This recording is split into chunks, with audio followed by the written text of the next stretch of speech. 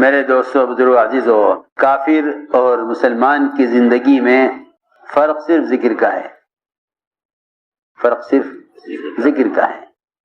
کافر کی زندگی 100% غفلت والی ہے، مسلمان کی زندگی 100% ذکر والی ہے۔ ذاکر صرف وہ نہیں جو صبح شام ایک تسبیح پڑھ لے، بلکہ صبح سے لے کر شام تک اللہ رب العزت ہم سے محمد صلی اللہ علیہ وسلم کے طریقے پر جو کچھ چاہتے ہیں اس سب کو قولاً عملاً کرنا ذکر ہے، سب کو قول اور عمل کے اعتبار سے کرنا ذکر ہے۔ لوگ سمجھتے ہیں صرف زبان سے اللہ کا ذکر ہوتا ہے، نہیں، بلکہ جتنے بھی افعال ہیں تمام اعضاء کے وہ سب کا سب ذکر ہے۔ جتنے بھی افعال ہیں تمام اعضاء کے سب کا سب ذکر ہے، اس لیے کہ ذاکر حقیقت میں اس شخص کو کہا گیا ہے جس کو دیکھ کر اللہ یاد آ جائیں، جس کو دیکھ کر اللہ یاد آ جائیں، اس کو ذاکر فرمایا ہے کہ ذاکر حقیقت میں وہ ہے جس کو دیکھ کر اللہ یاد آ جائے۔ اس کے سر سے لے کر پیر تک تمام اعضاء سے اگر وہ حرام سے نظر کو پھیر رہا ہے تو یہ آنکھ کا ذکر ہے، یہ نہیں کہ آدمی زبان سے ذکر کر رہا ہے۔ اگر زبان سے ذکر کر رہا اور آنکھ سے حرام کو دیکھ رہا تو غافل ہے، ذاکر نہیں ہے۔ کیونکہ اس زمانے میں لوگوں نے ذکر کو صرف محدود کر دیا ہے تسبیحات میں، حالانکہ ایسا نہیں ہے۔ آنکھ کی پلک تک کا ذکر ہے، آنکھ کی پلک کے جھپکنے تک بھی ذکر ہے۔ آپ جتنی مرتبہ بیت اللہ کی طرف نظر اٹھا کر دیکھیں، اتنی مرتبہ ہر نظر پر جتنی نیکیاں ملنی ہیں ہر نظر پر ملیں گی۔ نامحرم سے نظر پھیر لیں تو یہ آنکھ کا ذکر ہے، کان کو غیبت سے روک لیں تو کانوں کا ذکر ہے، زبان کو غیبت سے جھوٹ سے روکے رکھیں تو یہ زبان کا ذکر ہے۔ صرف زبان سے اللہ کا ذکر کرنا ہی ذکر نہیں، بلکہ اپنی زبان کو حرام سے روک کر رکھنا بھی ذکر ہے۔ تو میں نے عرض کیا کہ مومن کی پوری زندگی ذکر سے گھری ہوئی ہے اور کافر کی پوری زندگی غفلت سے گھری ہوئی ہے۔ کافر غفلت میں ڈوبا ہوا ہے کہ اسے کبھی اللہ کا دھیان نہیں آتا، مومن اللہ کے ذکر میں ڈوبا رہتا ہے کہ اسے اس کے غیر کا دھیان نہیں آتا۔ اس لیے سب سے بہترین طریقہ ذاکر بننے کا کہ صبح سے لے کر شام تک جس موقع کی جو دعا ہے اور جس موقع کا جو ذکر مسنون ہے اس کا اہتمام کر لو، اس کا اہتمام کر لو۔ ایسا شخص کی زبان مرطوب بذکر اللہ ہو جائے گی، ایسے شخص کی زبان مرطوب بذکر اللہ ہو جائے گی، ایسے شخص کی زبان اللہ کے ذکر سے تر رہے گی صبح سے لے کر شام تک۔ جس وقت کا جو ذکر مسنون ہے، جو ذکر، اس لیے کہ صرف تحمید، تحلیل، تسبیح، تکبیر تک ذکر محدود نہیں ہے، بلکہ جس وقت جو دعا مسنون ہے اس وقت اس دعا کا پڑھنا یہ ذکر ہے۔ حضور اکرم صلی اللہ علیہ وسلم نے کس وقت میں کیا ذکر کیا، اس لیے تمام مسنون دعائیں ذکر میں داخل ہیں۔ اگر کوئی بیت الخلاء سے نکلنے کے وقت، بیت الخلاء سے نکلنے کے بعد قرآن کی آیت پڑھے تو سنت کا ذکر نہ ہوگا، حالانکہ قرآن کا پڑھنا افضل ذکر ہے، قرآن کا پڑھنا افضل ذکر ہے۔ مگر بیت الخلاء سے نکلنے کے بعد اس وقت یہ سوچے کہ اس وقت کی کیا دعا ہے، اس وقت کی کیا دعا ہے، اس وقت اس دعا کا پڑھنا افضل ہے۔ یہ علماء نے لکھا ہے وہ تمام جہود زوایا کی تعمیر اور یتیم خانے تعمیر کرانے اور خیر کے راہوں میں مال خرچ کرنے کو اگر آپ کی وفات سے لے کر قیامت تک بھی امت مجتمع ہو کر لے تو حضور اکرم صلی اللہ علیہ وسلم کے استنجے کی لائن کی سنت کا مقابلہ نہیں کر سکتے۔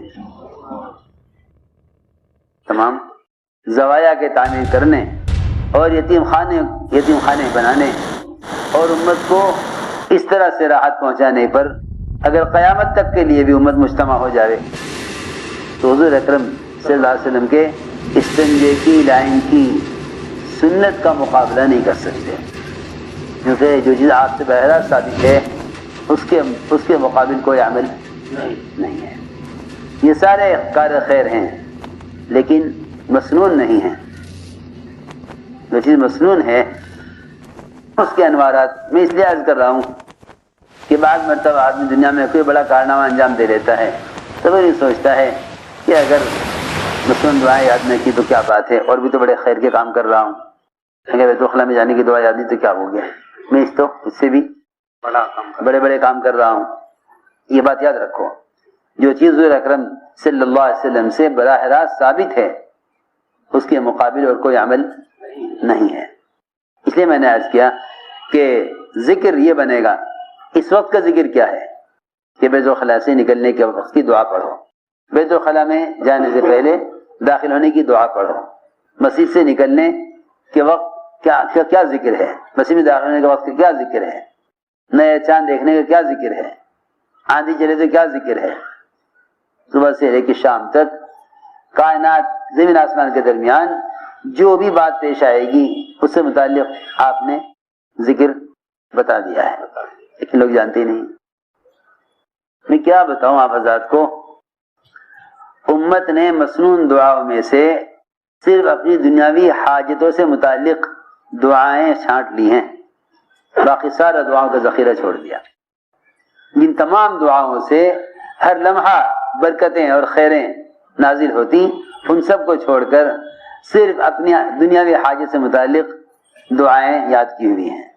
اس میں کوئی شک نہیں کہ جوتے کا تسمہ بھی ٹوٹ جاوے تو ہم اللہ سے مانگیں، اس میں کوئی شک نہیں۔ یہ اس کا مطلب یہ نہیں کہ ہم حضور اکرم صلی اللہ علیہ وسلم کی وہ دعائیں جو مختلف افعال، مختلف اعمال اور آخرت سے متعلق ہیں ان کو بھلا دیں۔ اس لیے میں نے عرض کیا کہ صبح سے لے کر شام تک جس وقت کا بھی جو ذکر ہے اور جس موقع کا ذکر ہے، بازار میں کیا ذکر ہو، بیت الخلاء جا رہے کیا ذکر ہو، ہر موقع کی مسنون دعائیں یاد کرو اور ہر موقع پر اس دعا کو پڑھو۔ صبح اور شام کے اذکار بیان کرتے ہیں بنو ہاشم کے ایک آزاد کردہ غلام، ان کی والدہ نے ان سے بیان کیا کہ ان کی والدہ حضور اکرم صلی اللہ علیہ وسلم کی صاحبزادیوں میں سے کسی صاحبزادی کی خدمت کیا کرتی تھی، تو انہوں نے اپنی خادمہ سے بیان کیا، کیونکہ پہلے زمانے میں خدمت دینے والوں کو علم دیا جاتا تھا، خدمت کرنے والوں کو علم سکھلایا جاتا تھا، تو آپ کی صاحبزادی نے اپنی خادمہ کو بتلایا کہ حضور اکرم صلی اللہ علیہ وسلم اپنی بیٹی کو سکھلایا کرتے تھے، اے میری بیٹیا صبح کو کہا کر سبحان اللہ وبحمدہ ولا قوت الا باللہ ما شاء اللہ کان وما لم یشاء لم یکن اعلم ان اللہ علی کل شیء قدیر وان اللہ قد احاط بکل شیء علما۔ آپ نے فرمایا کہ جو یہ کلمات صبح کہہ لے گا وہ شام تک ہر قسم کے حادثے سے، ہر قسم کی ناگواری سے محفوظ رہے گا، جو ان کلمات کو شام کو کہہ لے گا وہ صبح تک محفوظ کر دیا جائے گا۔ ابو درداء رضی اللہ عنہ کلمات کہے صبح کو، لوگ آ کے کہتے رہے مکان جل گیا، وہ ماننے کو تیار نہ ہو، کبھی کیسے مصیبت آ گئی مکان پہ جب دعا پڑھے ہوئے ہوں۔ فرمایا کہ جو شخص، ابو درداء فرماتے ہیں کہ جس شخص نے صبح اور شام حسبی اللہ لا الہ الا ہو علیہ توکلت وهو رب العرش العظیم، حسبی اللہ لا الہ الا ہو علیہ توکلت وهو رب العرش العظیم 7 مرتبہ اس نے کلمات کہہ لیے صبح، اللہ رب العزت اس کو ہر ناگواری سے، ہر مشکل کام سے اللہ رب العزت کی کفایت کریں گے۔ یہ ان کلمات کو سمجھ کر کہہ رہا ہو یا بغیر سمجھے، ان کلمات کو دھیان دے کر کہہ رہا ہو یا بغیر دھیان کے، اللہ رب العزت اس کو اس کے ہر کام میں اور ہر مشکل مسئلے میں اس کی کفایت کریں گے۔ بازار کا ذکر اور غفلت کے مواقع میں ذکر، غفلت کے مواقع میں ذکر، اصل غفلت کے مواقع میں ذکر کرنا ہے تاکہ غفلت کے مواقع کے اثرات سے محفوظ رہے۔ لوگ ذکر کر لیتے ہیں تنہائی میں، اور گناہوں کے ماحول میں اللہ کو یاد نہیں رکھتے. حالانکہ اصل ذکر ہے غفلت کے مواقع میں ذکر کرنا. وہاں ذکر کیا جاتا ہے دفاع کے لیے, یہاں ذکر کیا جاتا ہے دفاع کے لیے, اور تنہائی میں ذکر کیا جاتا ہے اللہ کے قرب کے لیے. برے ماحول میں اللہ کو یاد رکھو تاکہ اس ماحول کے اثر سے بچو. وہاں مقابلے کے لیے ذکر ہے, وہاں مقابلے کے لیے ذکر ہے, اور یہاں تقرب کے لیے ذکر ہے. عصمہ کہتے ہیں کہ حضور اکرم صلی اللہ علیہ وسلم نے فرمایا اللہ تعالیٰ کو سب سے زیادہ محبوب سبحۃ الحدیث ہے. کیا ہے؟ سبحۃ الحدیث. اور اللہ کو سب سے زیادہ نفرت تمام اعمال میں تحریف سے ہے. ہم نے عرض کیا یا رسول اللہ یہ سبحۃ الحدیث کیا ہے؟ سبحۃ الحدیث کیا ہے؟ آپ نے فرمایا کچھ لوگ بیٹھے ہوئے لا یعنی باتیں کر رہے ہوں, دنیا کی باتیں کر رہے ہوں, دنیا کی باتوں میں مشغول ہوں, اور ایک آدمی ان سب سے الگ ہو کر اللہ کی پاکی بیان کرے, تسبیح پڑھے, اللہ کا نام لے, اللہ کا ذکر کرے, یہ اللہ تعالیٰ کو سب سے زیادہ محبوب ہے. یہ نہیں ارے نہیں اس وقت ذکر چھوڑ دو, آ جاؤ ہمارے ساتھ لا یعنی کر لو, ہم اس وقت بات کر رہے ہیں, تم ذکر کرنے بیٹھ گئے. ہاں تو بتاؤں کیا بات ہے؟ شیطان یہ کہے گا کہ دیکھو اس وقت ذکر نہ کرو ورنہ یہ لوگ تمہیں ریاکار کہیں گے. ذکر سے روکنے کے لیے اللہ اکبر, شیطان ذکر سے روکنے کے لیے ریا سے ڈراتا ہے. حالانکہ شیطان کی کیا پڑی کہ وہ کسی کو ریا سے ڈرائے, شیطان تو خود چاہے گا کہ اس کے اندر میں ریا داخل ہو, لیکن ذکر سے ہٹانے کے لیے, ذکر سے روکنے کے لیے ریا سے ڈراتا ہے کہ اس وقت ذکر نہ کرو ورنہ لوگ تمہیں ریاکار کہیں گے. وہ آدمی ریاکار نہیں جو دکھانے کے لیے عمل کرے, ریاکار وہ ہے جو لوگوں کو خوش کرنے کے لیے عمل کرے. اس لیے عمل کر رہا ہے ذکر کا تاکہ لوگ میرے عمل سے عمل پر آویں. یہ تو عین دعوت ہے. اس لیے عمل کرو کہ لوگ تمہارے عمل سے عمل پر آئیں, عین دعوت ہے. ہم نے عرض کیا کہ یا رسول اللہ یہ سبحۃ الحدیث کیا ہے؟ فرمایا کہ لوگ بیٹھے دنیا کی باتیں کر رہے ہوں اور ایک آدمی کہے کہ میں تو الگ ہو کر اللہ کی تسبیح بیان کروں گا. ہم نے عرض کیا یا رسول اللہ تحریف کیا ہے؟ تحریف کیا ہے؟ فرمایا تحریف یہ ہے کہ کچھ لوگ ہیں جو اچھے حال میں ہیں, ٹھیک ٹھاک ہیں, دنیا میں اچھا گزارا کر رہے ہیں, ان کا پڑوسی یا ان کا ساتھی ان سے پوچھتا ہے کہ ہاں بھائی تمہارا گزر بسر کیسا چل رہا ہے, تو وہ یہ کہیں کہ ہم تو بڑے حالات میں ہیں, بڑے پریشان ہیں. تو اللہ کو سب سے زیادہ نفرت ایسے آدمی سے ہے, سب سے زیادہ نفرت ایسے شخص سے ہے کہ لوگ اس سے اس کا حال پوچھیں تو وہ یہ کہے کہ ہم تو بڑے برے حال میں ہیں.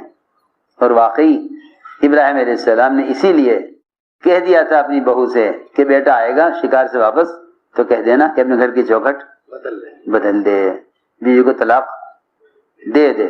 کیونکہ بیوی سے پوچھا تھا حال, بہو سے پوچھا تھا ہاں کیا حال چال ہیں, اس نے یہ کہا تھا کہ بہت برے حالات ہیں, بڑی تنگی میں ہیں, بڑے پریشان ہیں. تو میں چلو وہ اسماعیل آئے گا اس سے کہہ دینا کہ تمہارا باپ کہہ گیا ہے گھر کی چوکھٹ بدل دو. پر بدل طلاق دے دی اس کو, جاؤ تمہاری چھٹی. کیوں کہ وہ تمہیں طلاق دینے کے لیے کہہ گئے. کیا بات پیش آ گئی تھی کہ مجھ سے پوچھے تھے کیسا گزر بسر ہے, میں نے کہہ دیا تھا کہ برا حال ہے, تو جاؤ تمہیں طلاق. دوسری شادی کر لی, پھر آئے ابراہیم علیہ السلام, پھر پوچھا کہ اسماعیل کہاں کی شکار پر گئے ہوئے ہیں, گزر بسر کیسا ہے؟ کہ بہت اچھا ہے, اللہ کا شکر, اللہ جس حال میں رکھے.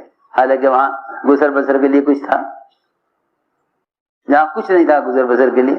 میں کہا اللہ کا شکر ہے, اللہ جس حال میں رکھے. فرمایا اچھا اب بیٹا آئے گا اس سے کہہ دینا گھر کی چوکھٹ کو باقی رکھے. یہ تھی بات کہ پڑوسی پوچھے ہاں بھائی کیسا گزر بسر, تو کہ بھائی بہت برے حال میں ہیں. فرمایا کہ اللہ تعالیٰ کو اس شخص سے سب سے زیادہ نفرت ہے.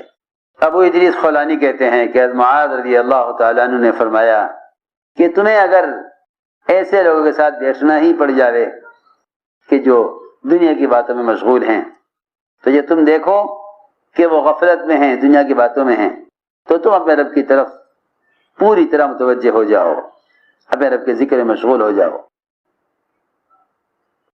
اور یہ کہا کرتے تھے صحابہ کہ دعا کی قبولیت کی نشانی یہ ہے کہ جب تم دیکھو کہ لوگ غافل ہیں دنیا کی باتوں میں تو تم اپنے رب کی طرف متوجہ ہو جاؤ۔ ابو قلابہ کہتے ہیں کہ دو آدمی بازار میں ملے، بازار بڑی غفلت کی جگہ ہے، وہاں سب سے زیادہ ذکر کی ضرورت ہے، تو بازار میں ملاقات ہوئی دو آدمیوں کی، ایک نے کہا دوسرے سے، بازار میں ایک نے کہا دوسرے سے ارے اللہ سے استغفار کریں، اللہ سے استغفار کریں، یہ استغفار کا وقت ہے، کیونکہ لوگ بازار میں غفلت میں ہیں، خرید و فروخت میں غفلت میں، ہم استغفار کریں۔ چنانچہ اس نے ایک آدمی کو پکڑا اپنے ساتھ اور استغفار کرنے لگے، چنانچہ ان میں سے ایک کا انتقال ہو گیا، کچھ دن بعد ایک کا انتقال ہو گیا۔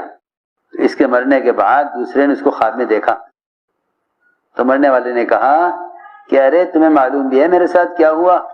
اللہ نے میری مغفرت کر دی اس دن بازار میں استغفار کرنے کی وجہ سے، اس دن بازار میں جو میں نے تُو نے استغفار کیا تھا نا، تو یہ خبر بھی ہے اللہ نے اس پر میری مغفرت کر دی، اس رات میں جب بازار میں ہم نے استغفار کیا تھا اللہ نے اس پر میری مغفرت کر دی، اس رات میں جب بازار میں ہم نے استغفار کیا تھا۔